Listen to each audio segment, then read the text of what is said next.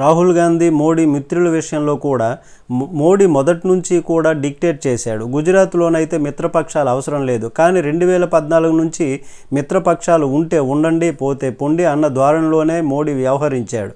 విమర్శించిన వారు టీడీపీ లాంటి వారు మళ్ళీ తిరిగి వచ్చారు. ఎన్నడూ కూడా మిత్రపక్షాలకు లొంగలేదు, మిత్రపక్షాలను శాసించాడు ఆయన. ఇందుకు భిన్నంగా రాహుల్ గాంధీతో మిత్రపక్షాలు కూడా ఆడుకున్నాయి.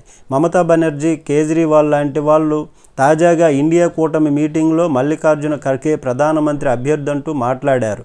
స్టాలిన్ లాంటి వాళ్ళు మాత్రమే కమిటెడ్గా ఉన్నారు.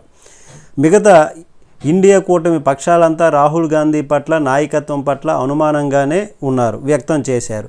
అలా అయినా రాహుల్ గాంధీ తన జర్నీ కంటిన్యూ చేశారు. చివరకు పార్లమెంటు అపోజిషన్ లీడర్ అయ్యాడు, జోడో యాత్ర చేపట్టాడు. రాహుల్ గాంధీ ఎదుర్కొన్న సవాళ్ళు, అలాగే మోడీ ఎదుర్కొన్నటువంటి రాజకీయ సవాళ్ళు కంపారిజన్ ఇలా ఉంది.